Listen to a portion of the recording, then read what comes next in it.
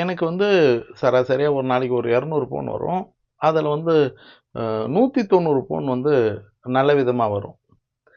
10 phone வந்து நல்ல விதமா வராது. அப்படி வந்த ஒரு ஃபோன் தான் இந்த ஃபோன் கால். பெங்களூர்லேருந்து ஒருத்தர் நான் பேசுறேன் அப்படின்னாரு. சார் நீங்க நாய்க்கெல்லாம் சாப்பாடு போடுறீங்க.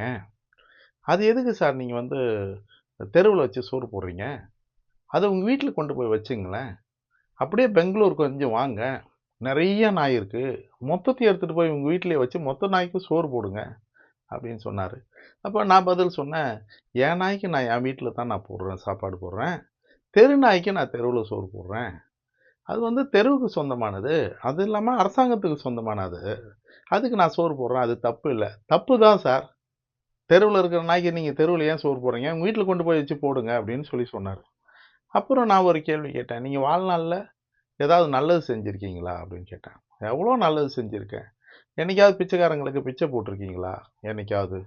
தாராளம் நெறைய போட்டுருக்கேன் அப்படின்னேன். சரி, எப்பாவது வந்து யாருக்காவது பசிச்சிருக்காங்க அப்படின்னு சொல்லி கேட்டவங்களுக்கு சாப்பாடு வாங்கி குடுத்துருக்கீங்களா? அப்படின்னு கேட்டேன். எத்தனையோ பேருக்கு நான் சாப்பாடு வாங்கி குடுத்துருக்கேன் அப்படின்னு சொன்னாரு. அப்போ நான் உங்ககிட்ட பேசுற அளவுக்கு நீங்க நல்ல மனுஷன் தான். ஏன்னா இதெல்லாம் எதுவுமே செய்யாம இருந்தீங்கன்னா நீங்க நல்ல மனுஷன் கிடையாது. முதல்ல மனுஷனே கிடையாது. இதெல்லாம் செஞ்சிருக்கிறதுனால நீங்க எல்லாம் மனுஷன் தான். இப்ப நான் உங்கள ஒரு கேள்வி கேட்கிறேன். நீங்க அவங்களுக்கு வந்து பசிச்சவங்கன்னு கேட்டவங்களுக்கு சோறு வாங்கி குடுத்தீங்கல்ல? பிச்சை கேட்டவங்களுக்கு நீங்க பிச்சை போட்டீங்கல்ல?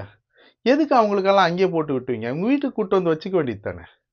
நீங்க அது மாரி நீங்க பிச்சை போட்டவங்களையும், தெருவுல பசிச்சிருக்கிறவங்களையும் எல்லாத்தையும் மொத்த பேரையும் நீங்க வீட்ல கொண்டாந்து வச்சு சாப்பாடு போடுங்க. வீட்ல கொண்டாந்து பிச்சை போடுங்க. நீங்களே வீட்ல வச்சு பார்த்துங்க. நான் வீட்ல கொண்டாந்து நாய வச்சுக்கிறேன். நீங்க எப்படி இரக்கப்பட்டு உங்களால முடிஞ்ச உதவிய செய்றீங்களோ, அதே மாரி தான் நானும் இரக்கப்பட்டு அவங்களுக்கு ஒரு வாய் சோறு போடுறேன். அது என் நாய் கிடையாது. அது முதல்ல புரிஞ்சுக்கங்க. ஒரு இரக்கம் தான். சாப்பாடு போடுறவங்கலாம் பசிச்சிருக்கக்கூடாதுன்னு நீங்க எப்படி ஒருத்தங்க மனுஷன் பசிச்சிருக்கக்கூடாதுன்னு சாப்பாடு போடுறீங்களோ, அ ஒரு பிச்சை எடுக்க கையேந்துற நிலையில இருக்கிறவங்களுக்கு ஒரு பிச்சை போடுறீங்களோ, அதே மாரி தான் இதுவும் அந்த நிலையில இருக்கு. அரசாங்கம் சோறு போட்டா நாங்க எதுக்கு சோறு போட போறோம்?